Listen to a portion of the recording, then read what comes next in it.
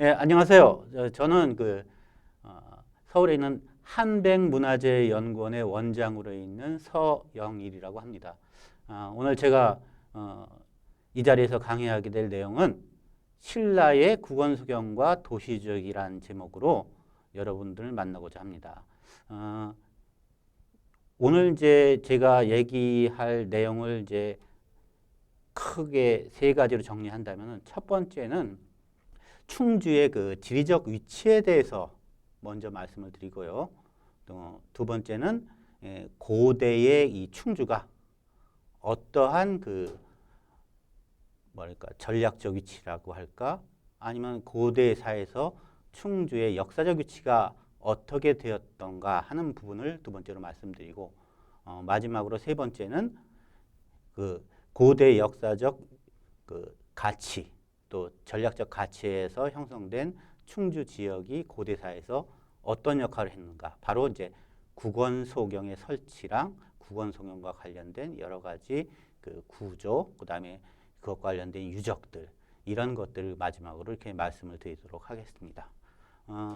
먼저 이제 신라의 국원소경이 설치가 되기 전에 이 어떠한 지리적인 환경이 크게 이제 여기다가 신라도 그렇고 그 이전에 고구려도 그렇고 그 이전에 또 백제도 그렇고 이 사람들이 충주를 주목하게 됐는가 이런 것들을 알아보도록 하겠습니다.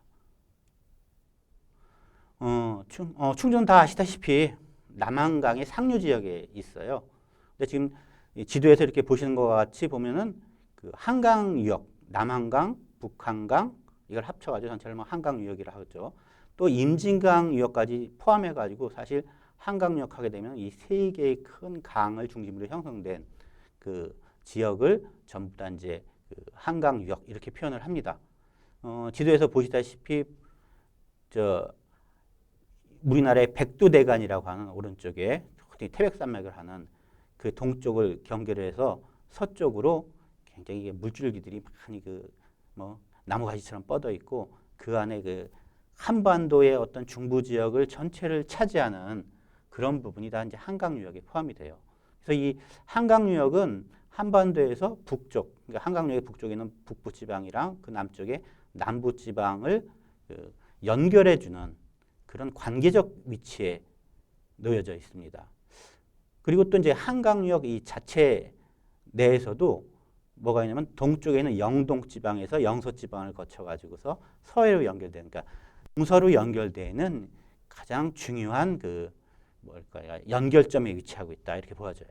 그래서 한강유역에 있는 지역의 중심 지역을 보면은 저렇게 춘천 지역을 중심으로 북한강 유역이 중심 지역이 설정돼 있고 그 다음에 이제 한강 하류 지역에는 서울 분지, 그 다음에 그 아래쪽에 경기도 남부의 수원을 중심으로 한 이제 서해안 지역. 여기는 엄격히 얘기하면 한강 유역에서는 좀 벗어난 부분이에요. 이 지역을 보통 이제 해안 지역이라고 하게 되는데 그래도 이제 한강 지역과 한강유역과 역사적으로 굉장히 관련을 가지고 특히 서울 지역과 역사적으로 관련을 가지고 왔기 때문에 일반적으로 한강유역에 포함해서 얘기한 적이 많이 있습니다. 그리고 이제 남한강 쪽에서는 여주와 이천 지역 그리고 이제 또 가장 이제 남서쪽 한강유역의 끝부분에 해당되는 지역이 바로 충주 지역이라고 할 수가 있습니다. 그래서 이 충주 지역을 다시 이제 집중해서 보면은 이 충주 지역이 바로 보면 저 산줄기에서 보시듯이 우리가 소백산맥이라고 부르는 백두대간의 동쪽, 서쪽에 위치하고 있죠. 그래서 영남 지역에서 서해로 나가는 여러 개의 고갯길들이 있어요. 우리가 지금 중령, 흥고개가, 그다음에 계림령이나 조령 이런 것들이 있고, 그다음에 그 아래쪽에 이제 추풍령이 있는데 이런 고갯길 중에서 가장 가운데에 있는 계림령, 조령의 영남지에서 넘어서 오게 되면 바로 맞이하는 곳이 바로 이제 지금의 충주 지역입니다. 그래서 이 충주 지역은 달천과 남한강이 합쳐지면서 넓은 충적 분지가 펼쳐지는 그런 지역입니다. 그래서 여기 결국 전체 한강 유역이 한반도의 중심이라고 한다면 가장 핵심 지역이 서울 지역이라 할 수가 있고 남한강 유역의 상류 지역에서 가장 중심 지역, 영남과의 연결점 아니면 또 영동과 그다음에 서해안의 연결점 여기가 되는 것이 충주 지역이다. 이렇게 얘기를 할 수가 있습니다. 그래서 이 지역에 신라와 북진과 서진의 거점이 설치가 되었다. 이렇게 보여집니다. 신라라는 나라를 보면은 사로국이라는 작은 그 영남적인 조그만 소국이죠. 여기서 출발을 시작하는데 이 사로국이 너무 한반도에 보시면 동남부 끝쪽에 있어요. 그러니까 이 사로국이 고대 국가로 성장해 나가면서 뻗어나갈 수 있는 어느 쪽이냐면 서쪽, 북쪽. 그래서 북서쪽으로 계속 확장돼서 갈 수밖에 없어요. 그런데 이제 이 사로국이 결국 사로국에서 신라로 그 신라가 발전해 가는 것은 신라의 역사는 전반적으로 그래서 북쪽으로 계속해서 확장돼 가는 역사라고 할 수가 있습니다. 그래서 가장 먼저 이 사로국이 신라로 발전하면서 접촉하고 그 다음에 싸우기도 하고 교역도 하고 했던 곳이 바로 가야인데 그 가야 중에서도 낙동강 유역에 있는 김해가야가 가장 첫 번째 경쟁자였습니다. 그리고 이 신라가 소백산맥을 넘어서 백제나 고구려와 접촉해서 이제 갈등이 일어난 시기는 아무래도 5세기 중반 이후에 이루어지는 상황입니다. 그래서 이렇게 신라가 발전해 나간 데 있어서 전체 신라 역사에서 가장 중요한 부분 중에 하나가 뭐냐면은 중국 대륙과의 교역 문제예요. 그러니까 신라가 이제 중국과 교역하기 위해서는 서쪽을 거쳐가지고 바다를 거쳐가거나 아니면 북쪽을 거쳐가지고서 육로로 해가지고 중국까지 가야 되는데 그 사이에 누가 있어요? 딱 고구려도 있고 백제도 이미 있는 거예요. 그러니까 이 고구려랑 백제랑 경쟁에서 승리하지 않으면은 결과적으로 대외 교역이 굉장히 불가능한 위치에 있었습니다. 이 지도에서 보면 중국과의 교역에 중요한 그러니까 배, 기항지, 또 항구가 들어설 수 있는 조건이 있는 지역을 압록강하고 대동강유역, 한강하고의 경기만, 금강하고 뭐 영산강하고 있는데 이렇게 서쪽에 다 이 거점들이 분포가 되어 있으니까 이 중에 어느 하나를 신라가 차지하지 않으면은 중국과 교역이 불가능해요. 그래서 결과적으로 다시 돌아가서 얘기하면은 신라의 역사는 결국 이 교역항을 차지하고 중국과 교역을 통해서 국가를 일신하면서 아주 강력한 고대 국가 체제를 갖추는 것이 신라사의 전반적인 목표였다 이렇게 볼 수가 있습니다. 자, 그러면 이제 그 다음에 이제 이 소백산맥을 어떻게 넘어왔느냐 하는 문제입니다. 삼국사기 기록에 의하면은 신라가 그 처음 소백산맥의 그 고갯길을 개척한 것이 156년, 158년 이렇게 기록이 되어 있어요. 근데 이것을 정말 그때 그런 일이 있었는지 그걸 정확하게 파악하기는 아마 어렵습니다. 왜 그러냐면은 삼국사기 초기 기록에 대해서 신뢰가 있다라고 보는 사람들도 있고 이건 신뢰할 수 없는 기록이다. 후대에 조금 과장해서 했을 것이다 하는 여러 가지 논란이 아직도 계속되고 있는데 아마 신라가 국가 발전하는 단계에 비춰봤을 때 150년, 158년도에 아달라는 이사금 때 중령과 계림령을 개척했다 하고 하는 것은 상당히 현재까지로 봤을 때는 여러 가지 고고학적으로나 역사학적으로 믿기 어려운 것도 사실입니다.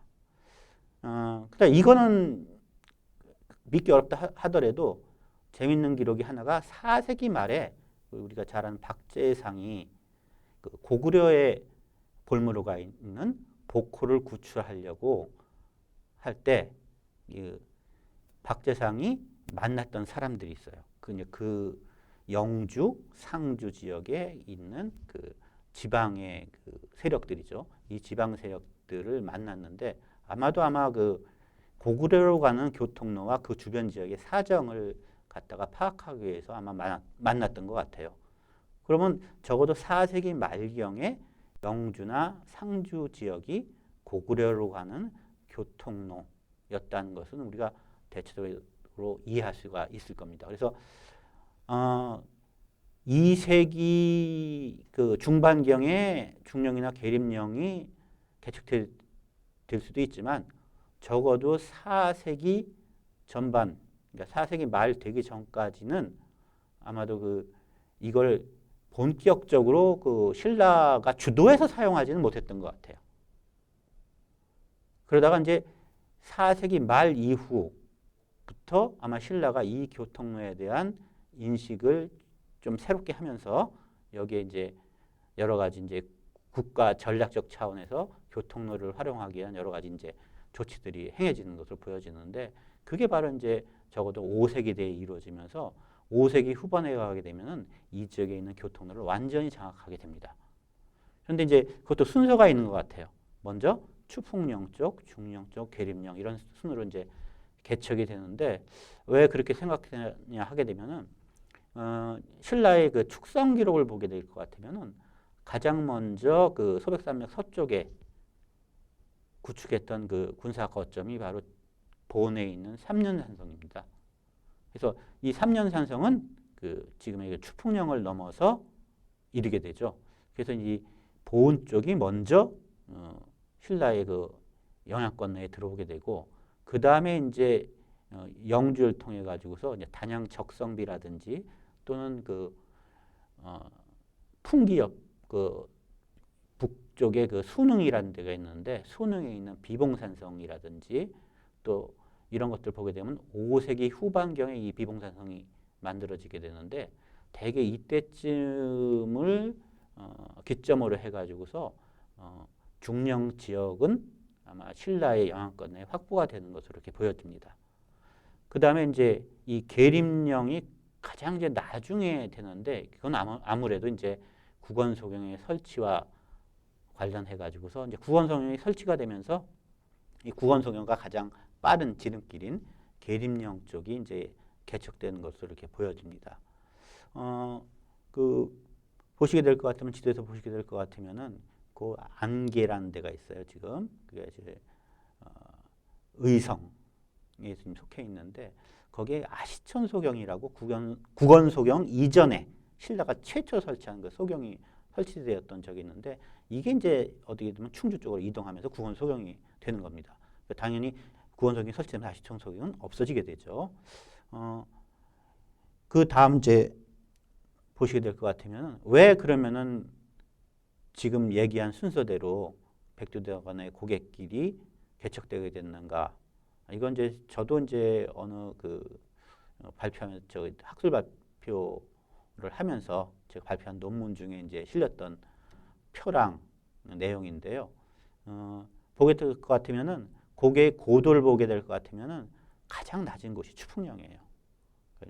한 221m 정도 되고 그 양쪽에 이제 그 고개뿐만 아니라 고개의 양쪽에 있는 그 거점 도시들의 그 평균 높이도 굉장히 중요한데 김천이 한 75m가 되고 보은이 한 150m가 돼요. 그러니까 추풍령은 고개는 고개인데 220m랑 보은 저 차이가 70m 정도밖에 안 나고 김천과도 한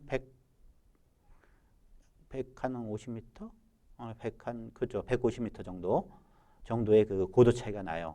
그러니까 평지에서 고개를 올라서 내려가는데 그러다 보니까 굉장히 낮은 고개예요. 그 다음에 이 거점 도시 간의 그 이격거리가 약 10km 정도. 그래서 굉장히 고개라고 하지만 사실은 넘어가기가 편리한, 좀 더 사람들이 활용하기가 편리한 그런 고개예요. 그래서 당연히 교통 여건이 좋고 다른 데 비해서 개척하기가 편해요. 그 다음에 중령이 가장 높은데 689m. 그러니까 풍기가 210m 정도고 영주가 145m, 단양이 140m 이 정도 되는데 그걸 감안하더라도 중령 고개는 굉장히 높습니다.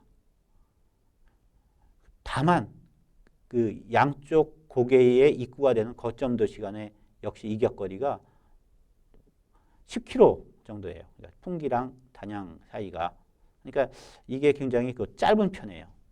근데 이 두 고개에 비해서 계림령을 보면은 계림령은 이제 높이는 중간 정도가 돼요. 525m 정도 되는데 상대 높이가 보면은 거의 435, 충주에서 봤을 때 435m, 점촌에서부터 445m, 문경에서 355m 이렇게 돼서 상당히 중령보다는 낮지만 그래도 굉장히 높은 편에 속합니다. 더 이 고개가 사용하기가 힘든 건 뭐냐면은 거점 도시 간의 이격거리가 30km예요, 최대. 문경에서 충주까지 직선거리로 본다 하더라도 한 15km 정도예요. 근데 이게 지금 다 이제 직선거리잖아요. 실제로 계곡을 따라서 도는 걸 생각하게 되면 굉장히 먼 겁니다.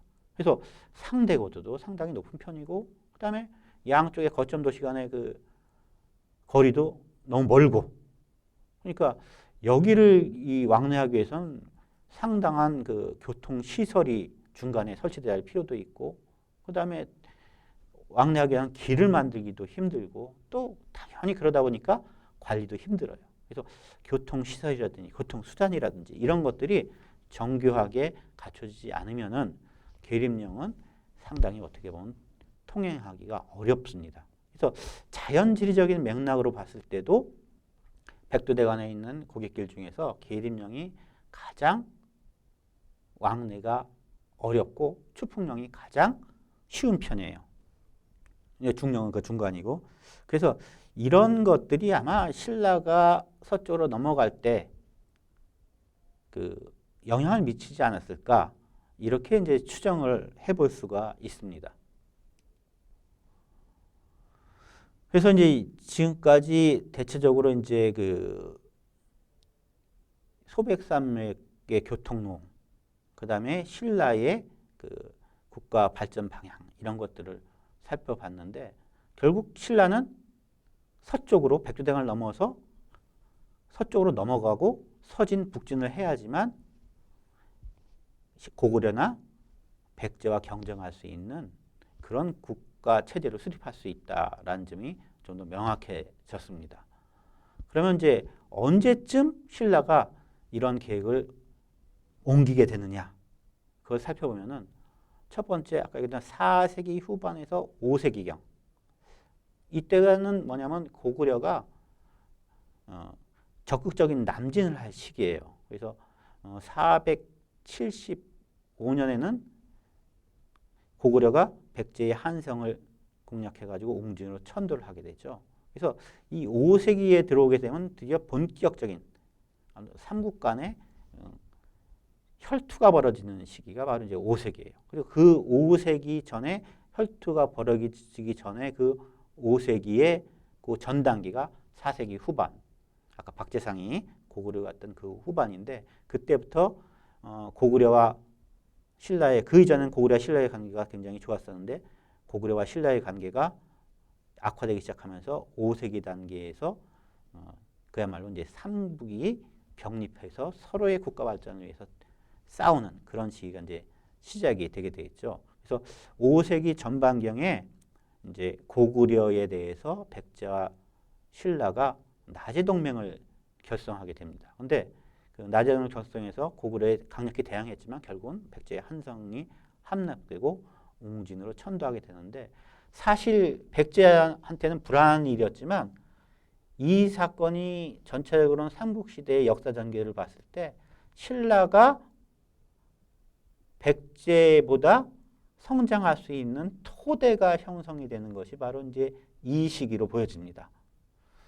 이 시기를 기점으로 해가지고서 그전에는 신라가 감히 경쟁할 수 없었던 백제가 이제 신라의 라이벌로 등장을 했던 것으로 이렇게 보여집니다. 동시에 이제 신라가 백제가 약화되면서 고구려의 그 적수가 되지 못하는 상황 속에서 이제 신라와 고구려의 전쟁이 소백산 일대 영동 지방을 중심으로 발생을 되게 됩니다. 이 과정에서 신라가 천천히 고구려의 그 공세를 물리치면서 북진을 시작을 하게 됩니다. 가장 먼저 진출했던 곳이 어디냐면은 바로 영동 지방 일대로 보여집니다. 그래서 이 삼척을 처음에 중심으로 해서 이 삼척의 뭐냐면 동해안에서 가장 이 삼척이 바로 항구를 만들기에 좋은 여건을 가진 지역이에요.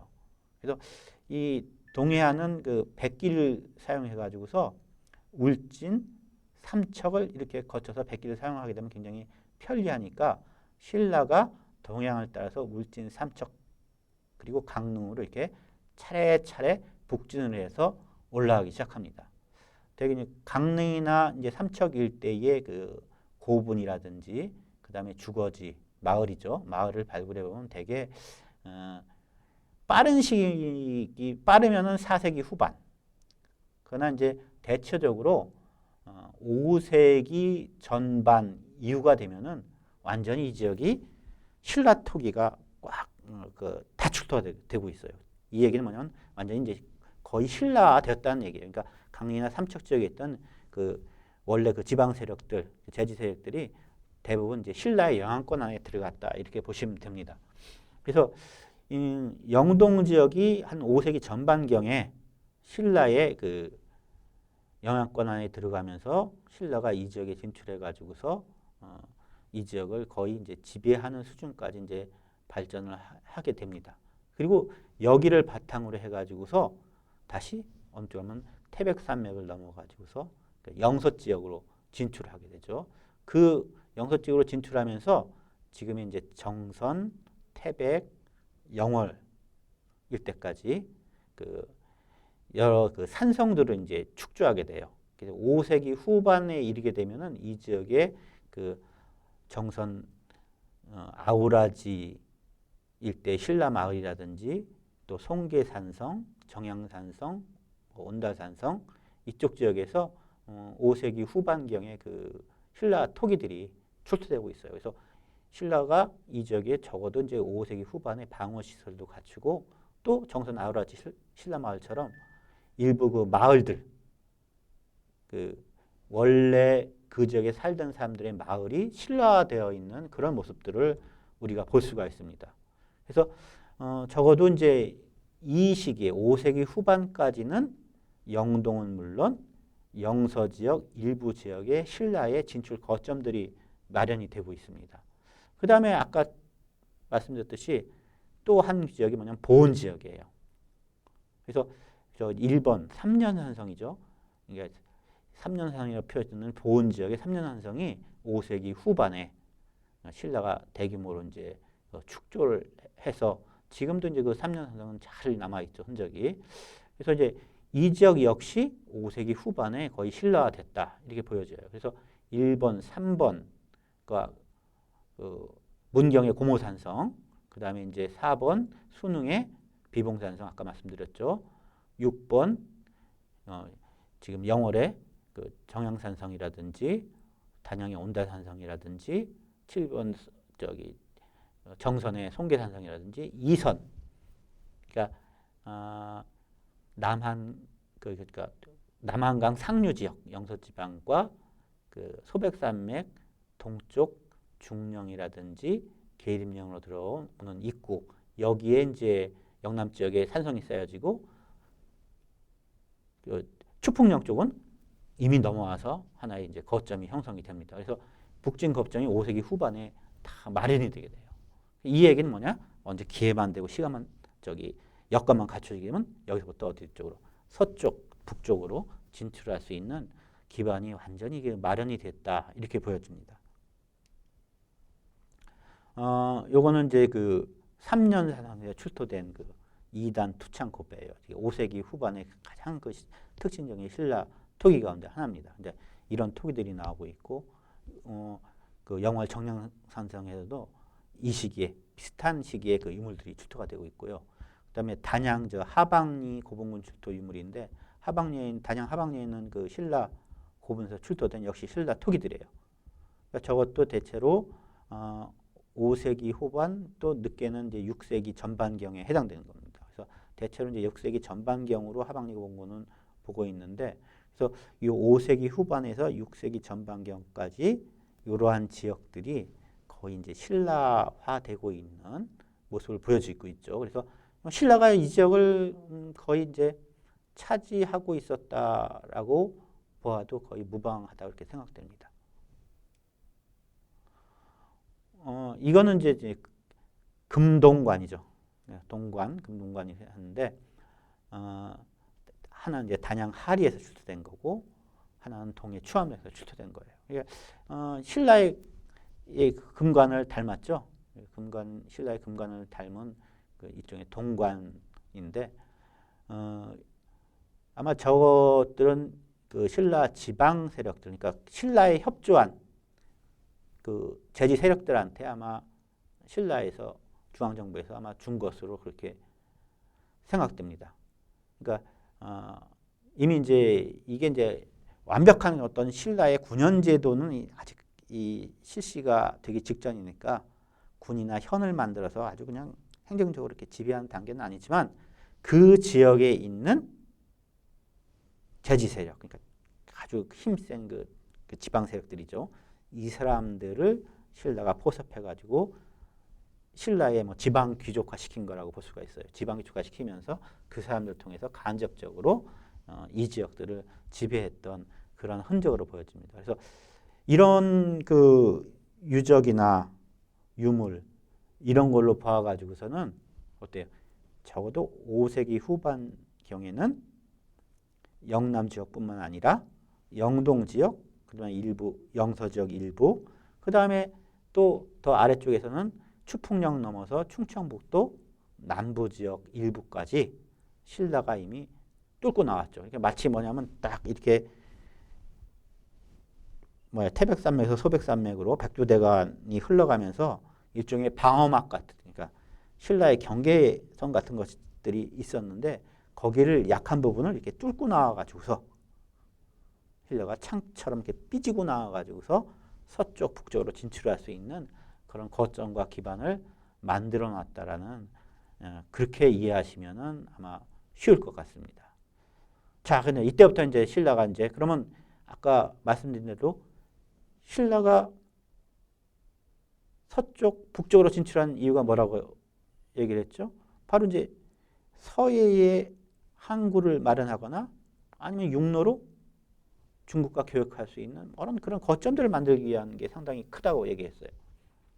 그런데 뭐 육로로 가는 건 진짜 불가능하죠. 그거는 뭐 고구려를 한참 통과해야 되니까 그거는 아예 뭐 포기 단계라고 할 수가 있는데 항구를 하나 마련해서 그 항구를 중심으로 해서 백길로 가는 거는 훨씬 더 쉬울 거 아니에요. 그래서 처음에 아까 지도에서 보여줬던 그 지역 중에서 한강하구라든지 금강하구라든지 영산강하구 뭐 이런 지역이 아마 신라가 활용할 수 있는 그런 지역이라고 할 수 있는데 문제는 여전히 금강하구나 영산강하구는 어디예요? 백제가 지금 차지하고 있어요. 나부터 북쪽에 대동강 고구려가 차지하고 있고 그러니까 신라에게 유일한 희망이 될 수 있는 지역이 어디겠습니까? 당연히 한강하구가 되겠죠. 왜? 이 지역은 어떻게 됐어요? 원래는 백제 거였었는데 한성백제가 있을 때는 한성백제가 꽉 차지하고 있었는데 여기를 고구려가 백제를 밀어내면서 고구려와 백제의 힘의 공백지대가 형성이 된 겁니다. 그러니까 이 힘의 공백지대니까 신라가 지금 뚫고 나왔잖아요. 이렇게 뚫고 나왔으니까 글로 들어갈 수 있는 여지가 형성이 된 겁니다. 그래서 이 5세기 후반부터 이제 신라가 바로 이제 요 한강하구 및 경기만 일대로 들어가기 위한 여러 국가 성장 전략을 세우고 준비하는 시기가 시작됩니다. 그래서 이제 이게 결국 이제 결론적으로 얘기하자면 이게 성공해서 5세기 후반에서 6세기 중반 사이에 진출을 하고 그 다음 7세기까지 단계적으로 이것을 신라의 영역으로 만들고 이렇게 하면서 이제 한강 유역 전체를 거의 이제 신라가 차지하게 되면서 고구려를 북쪽으로 밀어내고 백제를 남쪽으로 밀어내면서 한반도 중부와 한반도 남부의 동부지방 영남 지역이죠. 이 일대를 차지하는 큰 국가로 고대 국가로 이제 발전을 하게 되는 겁니다. 이 과정을 이제 주의 깊게 살펴보죠. 그래서 대체적으로 이 과정을 보면은 551년에 보면 그 거칠부가 식군을 공취하게 되는데 이 10군이 대체적으로 어디에 해당되냐면 중령을 지나가지고서 북쪽으로 가는 길목에 해당되는 곳이다. 이렇게 보통 학계에서는 추정하고 있습니다. 그러니까 이 구체적으로 얘기하면은 중령에서 넘으면 단양이 있죠. 아까 단양까지는 5세기 후반에서 6세기 전반까지는 단양까지 들어왔던 것으로 이렇게 보여집니다. 그럼 거기서 제천, 그 다음에 원주, 홍천, 춘천, 이렇게 철원 이렇게 하면서 이제 한반도의 내륙을 따라서 올라가는 교통로, 저는 이걸 갖다 중령로라고 부르는데 이 중령로가 있는데 이 중령로 따라서 쭉 북쪽으로 올라가면서 있는 여러 고을들을 아마 신라가 시대 때 10군이라고 이제 불렀던 곳인데 이 길이 사실은 어떤 길이냐면은 광개토 대왕이 400년에 그 신라와 가야 원정을 올 때 아마 지났던 길로 추정이 돼요. 그러니까 원래는 신라가 아니라 고구려가 신라로 오는 교통로를 개척했던 것인데 역으로 이제 그것을 신라가 역으로 밟아 올라가면서 북쪽 고구려 방향으로 이제 진출을 하게 된 것이죠. 그리고 554년에는 이제 육군, 다시 말해서 이제 한강 하류 지역, 서울을 중심으로 그 남부 지역에 아마 해당되는 지금의 현재의 서울 지역과 그 경기도 남부 지역에 해당되는 지역이 이제 육군으로 추정되는데 그 지역을 이제 540년에 또 차지하게 되죠. 그리고 여기에다가 이 지역을 신주라고 하는 그 주를 설치하면서 신라에게 영역화하려는 그 의지를 표현하게 돼요. 그러니까 이거 사실 이 지역은 육군 지역은 10군은 고구려 지역이었지만 육군은 원래는 백제 지역이었는데 잠깐 힘의 고구려와 백제의 전쟁에서 힘의 공백 상태가 생긴 부분이죠. 그러니까 이 지역을 신라가 들어서 차지하니까 가장 화가 났던 부분이 나라는 당연히 뭐 고구려는 원래 자기 거 아니었으니까 모르는데 백제는 자기의 그 어떤 뿌리가 있던 지역이니까 아마 굉장히 화가 났었겠죠. 그래서 이제 신라와 전쟁이 펼쳐지게 되는데 바로 554년에 그 성왕이 3만의 그 병력을 동원해 가지고서 신라를 공격하게 되죠. 그래서 지금 옥천으로 추정되는 관산성에서 신라군과 백제군이 맞서 싸웠는데 사실 백제의 입장에서는 뭐 신라군 정도가 크게 혼내줄 수 있을 거라고 생각을 했던 모양이에요. 그런데 전황은 그렇지가 않고 굉장히 교착 상태에 빠지면서 신라가 백제를 너무 잘 방어해내죠. 방어해내면서 이 백제군이 굉장히 관성 전투에서 당황을 하게 돼요. 그래서 처음에는 여기에 이제 타자였던 창이 귀족들과 군대 끌고 최고 지휘관으로 나갔었는데 한 교착 상태에 빠져서 전진이 안 되고 옥천에서 계속 전선이 교착되니까 성왕이 그걸 살펴보기 위해서 가다가 여기서 이제 그 신주에 있는 김유신의 할아버지 김무력 휘하에 있었던 그 도도라는 그러니까 보은 지역에 아마 이 사람이 도도는 보은 지역에 있었던 그 지방 세력, 그러니까 제지 세력 중에 한 사람으로 보여지는데 이 사람이 매복하고 있었는데 거기에 걸려가지고서 그만 성왕이 전사를 하게 되죠. 그 충격으로 백제군이 관산에서 대패를 하게 됩니다. 그러니까 결국 한강역을 빼앗긴 데 대한 복수, 그걸 되찾기 위한 노력이 성왕의 전사로 끝나버리게 됐습니다. 그러니까 이제 온전히 이제 한강역은 신라의 수중에 넘어오게 되죠. 이때부터 이제 신라는 차근차근 뭘 했겠어요? 이 한강역을 차지하기 위한 여러 행정적 조치들을 단행하게 됩니다. 555년에는 진흥왕이 직접 새로 점령한 그 한강유역 하류 지역이죠. 순수하면서 북한산까지 올라가게 됐고, 그 다음에 북한산 순수비를 남겨놓게 되죠. 그 다음에 그 비열홀주라고 해서 식군을 따라서 올라서 거의 지금 비열홀주는 어디냐면 안변인데 원산 바로 아래쪽이에요. 동해안에. 여기까지 진출해 가지고서 그 지역에 비열홀주를 설치를 하게 됩니다. 556년에. 자, 이렇게 해서 신라의 영토가 비약적으로 넓어지게 돼요. 경주는 한반도 동남쪽 끝에 있어요. 여기서부터 어디까지? 지금의 서울 지역 또 동쪽으로는 안병까지. 굉장히 뭐냐면 수도에서부터 먼 지역까지 신라군이 진출하게 되죠. 이거는 좋은 것만 아니에요. 왜 그러냐면은 여기에 가 있는 신라군들한테 전부 다 식량 공급해야 되고 여러 가지 지키기 위해선 보급품도 보내려고 하는데 굉장히 어려워요. 너무 그 보급로가 길어지니까. 그러니까 그 중간에 뭔가를 그걸 지원해 줄 수 있는 거점 도시를 또는 그런 것을 만들어야 되는데 이때 이제 신라 사람들의 머릿속에 떠오른 지역이 바로 국원소경이었던 거죠.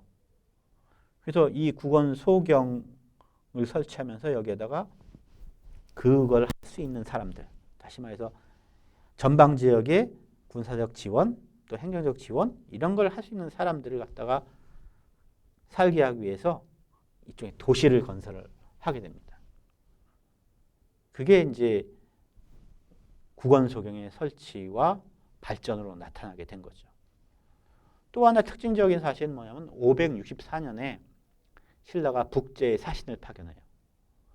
그럼 북제에 사신을 파견했다는 것은 육로로 간 게 아니라 해를 통해서 바다로 간 거예요. 그 바다로 가게 되면 출발한 장소, 다시 말해서 출발 항구가 있겠죠. 그 항구가 어디냐면은 지금 이제 화성 서쪽 끝에 보면 삐쭉 나온 부분이 남양이라는 데가 있어요. 그 남양의 그 당성이라고 있는데 그 일대에 아마 그 당항진이라고 하는 중국으로 가는 배가 출발하는 항구가 있었던 걸로 추정하는데 바로 그 당항진이 이미 564년 이전에 만들어졌다는 걸 의미하게 돼요. 아마 신라는 아까 제가 얘기했던 것처럼 이 서해안에다가 커다란 항구 하나 만들어 놓고서 중국과 교역하는 게 꿈이었다고 얘기했는데 그게 됐으니까 얼마나 자랑스럽겠어요. 야, 당장 그게 되자마자 사신단 꾸려가지고서 중국에 가서 야, 우리 이제 이렇게 한반도에서 우리도 행사할 수 있는 큰 나라가 됐다. 우리랑 교역도 하고 야, 여러 가지 중국문도 받아들이자. 이런 걸 자랑하고 싶었겠죠. 이런 나라가 됐다. 그래서 아마 그러한 것을 과시도 하고 또 그동안 억눌렸던 고구려나 백제에 억눌렸던 교역 욕구를 확장하는 그런 의미에서 파견한 그 사신단이 564년에 북제로 가는 신라 사신단이었던 것으로 보입니다. 그래서 이런 것들을 이렇게 보게 되면 우리가 이제 지금은 어떻게 하면 일반적으로 신라가 막 이렇게 서진 북진하는 거는 과거에는 어떻게 생각했었냐면은 농토를 확장하고 또 그 농토에 농사를 지을 수 있는 농민들, 사람들을 확장해서 이 국가를 좀 키우고자, 다시 말해서 영토 확보라는 거죠. 영토 확보를 하고자 하는 것이 크다라고 이렇게 보아졌어요. 그런데 결국 이 신라의 551년 아니면 그 이전부터의 쭉 이런 그 발전이 564년 북제에 사신을 파견하고 당항진이 건설되고 하는 이런 과정을 보게 될 것 같으면 굉장히 우리가 이제 중요한 측면이 뭐라고 볼 수가 있냐면 서해에 중국으로 진출할 수 있는 해상 기지 건설 항구죠. 이것이 굉장히 큰 의미를 가진다라는 것을 갖다가 좀 생각해 볼 수가 있습니다. 그래서 어쩌면은 그게 단순하게 비옥한 농토라든지 주민을 확보한 것 이상으로 중요한 부분이었다는 것, 신라사에서 이것을 아마 우리가 조금 느낄 수가 있을 겁니다. 그래서 이게 결국은 완성이 된 이후에 그 뒤의 상황들은 여러분들이 아시는 바와 같이 한 번도 이 지역을 고구려나 백제로부터 뺏긴 적이 없어요. 그 어려움 속에서 이 지역은 끝까지 지켜내게 되고 그리고 그게 뭐와 연결됐습니까? 결국 신라가 삼국을 통일해서 통일국가를 이루는 그 원동력이 됐던 것이 바로 그 한강유역이고 더 좁혀본다면 그것이 당항진이라고 볼 수가 있죠. 이렇게 이제 어떻게 보면 신라 사회에서 굉장히 중요한 사건이 일어난 시기가 지금 여기 쭉 나와 있는 요겁니다. 551년부터 564년 사이가 어떻게 보면 가장 신라 사회에서 극적인 시기라고 할 수 있는데 거기에 당항진 건설과 더불어 가지고 뭐가 있어요? 바로 이런 것들 동쪽에 치우쳐 있는 서라벌의 지형적 불리함을 극복하기 위해서 국원소경을 설치하고 국원소경 기점으로 해가지고 한강역을 장악하고 거기에다가 당항진을 건설하고 이러한 것들이 이루어진 거죠. 그러니까 당항진의 건설만큼 뭐도 중요해요? 바로 국원소경의 설치 그리고 이 국원소경을 중심으로 신라가 했던 일 그게 굉장히 이 시기에 중요한 역사적 사건이 되었다고 이렇게 볼 수가 있습니다. 이거는 이제 한강유역뿐만 아니라 신라가 대체로 이제 그 일종의 뭐라고 할까 정복국가적 성격을 가진다고 그러죠. 그러니까 영토를 확장해가면서 그 지역을 자기의 영역화하면서 그걸 내 땅으로 만든 내 영토로 만들어가는 그 과정을 갖다 영역화라고 하는데 그 영역화 과정에 어떤 기본적인 그 뭐랄까 틀이 있어요. 그 틀을 보면은 첫 번째 단계가 뭐냐면 군사적 진출. 그러니까 군대를 파견해가지고 일단 적의 성이라든지 적이 찾아오는 지역을 점령하는 것이죠. 처음에 가게 되면 거기 있는 사람들도 그렇고 군사적으로는 성공했다 하더라도 거기 있는 사람을 지배할 수 있는 체제는 없잖아요. 그러니까 일단 군대를 통해 가지고 이제 군사적 지배를 실현한 겁니다. 그러면 이게 이제 어느 정도 진척이 되게 되면은 정말로 그 지역을 영역하고 지배하려면 뭘 해야 돼요? 그 세금을 걷어야 돼요. 그 사람들을 내 사람으로 만들어야 되고 우리 국민으로 만들어야 되겠죠. 그게 가장 중요한 부분이 수치, 맞아 세금을 걷어들이는 거예요. 그래서 이 수치 체제를 정비하고 또 거기에다 그걸 할 수 있는 누구의 지방관을 파견해요. 그 다음에 이제 여러 가지 어쨌든 뭐 전쟁을 하면서 피폐된 지역이고 하니까 거기에 또 농업 생산량을 높이기 위해서 여러 가지 조치들을 취하게 되겠죠.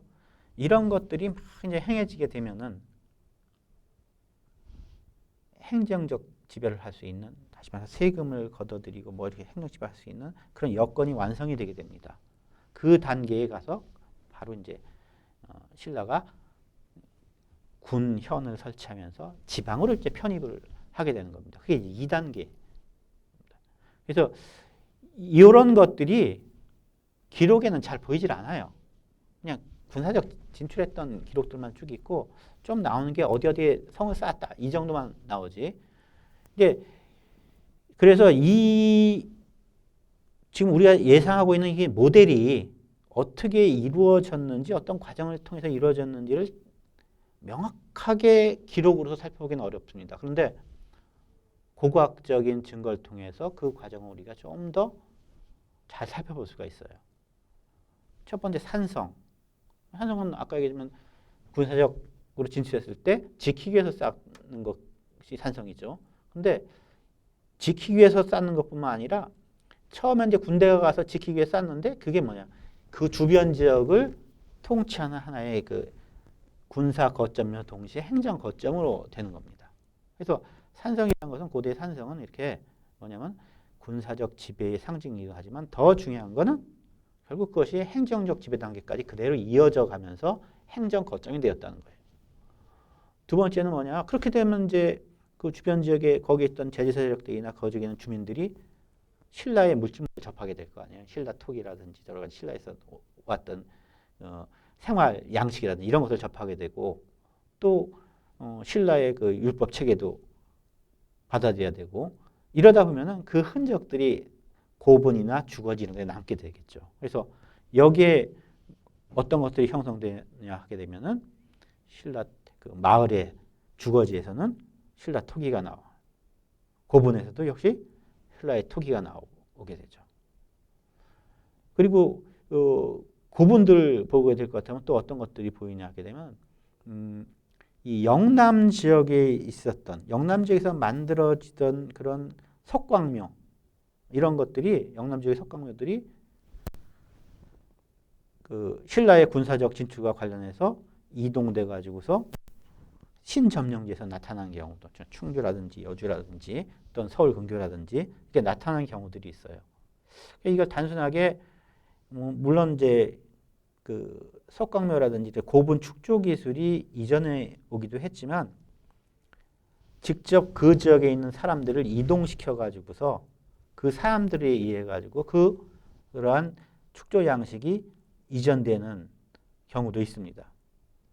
실제로 기록해 보게 될 것 같으면 뭐 구원성경도 그렇지만 이렇게 사람들을 3인 이주시킨 흔적들도 보이고 있고 해서 이 고분들은 두 가지, 그러니까 원래 있던 사람들한테 신라가 고분 축조 방식 그런 양식들 장례 양식을 전해준 거. 그 다음에 또 원신라 지역에 있던 사람들이 이주하면서 만든 것. 이 두 개가 섞여져 있습니다. 물론 그것을 우리가 딱 고고학적으로 구분한다는 건 굉장히 어렵습니다. 그다음에 또 하나가 이제 종교나 이제 제사 유적들이죠. 그러니까 이게 이제 이 신라가 이렇게 막 진출하던 시기에 중요한 변화가 뭐냐면 불교를 거의 국교로 받아들이게 되는데 이 불교를 통해 가지고서 새로 신점령 지역의 주민들을 이제 이념적으로 통합하여 나가는 그런 조치들을 취하게 됩니다. 그래서 절터라든지 마해불이라든지 또는 여러 가지 이제 제사와 관련된 시설들이라든지 이런 것들이 이제 나타나게 돼 있죠. 그리고 이제 가장 종합적인 것이 뭐냐? 바로 거점 도시의 그 설치와 그다음에 그 운영이에요. 그게 이제 지금 우리가 얘기하고자 하는 국원소경의 형태로 나타나게 되는 겁니다. 다음으로 이제 그럼 국원소경이 왜 하필이면 충주 지역에다 이런 소경을 설치하겠냐? 국원소경이 왜 설치됐냐 하는 문제를 살펴볼게요. 지금 그 보면은 경기 남부 지역과 충청도, 영월, 정선, 태백 일대까지 주로 이제 이 영남 지역에서 처음 소백산맥을 넘어왔을 때 아까 그 힘의 공백지대라고 할 수 있는 곳이죠. 힘의 공백지대라고 할 수 있는 그 부근에 넘어왔을 때 몇 개 이게 지역적 구분입니다. 그러니까 서쪽부터 해서 수원, 안성을 중심으로 했던 해안 지역. 거기서 거기에 산줄기가 쭉 검은 선이 쭉 나와 있는데 그걸 넘어가게 되면 이천, 여주, 진천 일대에 그 분지 지역이 있고 그 다음에서 또 하나 산줄기 또 넘어오게 되면은 지금 충청도 지역이죠. 증평, 충주 지역. 그리고 그 북쪽에는 영서, 강원도 영서 지역이죠. 남한강 상류의 원주라 단양 지역이라든지 또 더 동쪽으로 가면 영월, 정선, 태백 지역 이렇게 돼 있고 넘어가게 되면 이제 영남 지역이죠. 이걸 보게 될 것 같으면 예를 들어서 백제가 지금 서울 지역에 있을 때 신라 영남 지역으로 가게 되면 어떻게 돼요?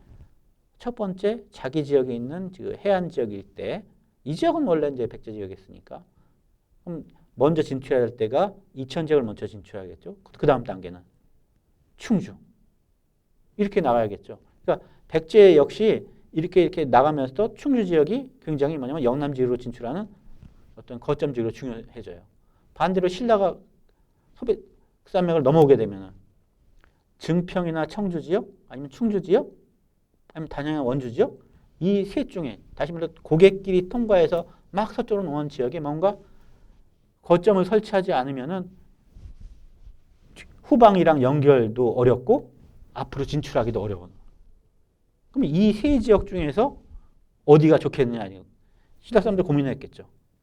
당연히 고민할 겁니다. 그래서 처음에 아까 제가 뭐라고 말씀드렸어요? 보온해서 청주 방향으로 진출하는 게 가장 먼저고 그 다음에 원주와 단양 쪽이 그 다음이고 나중에 충주라고 얘기를 했잖아요.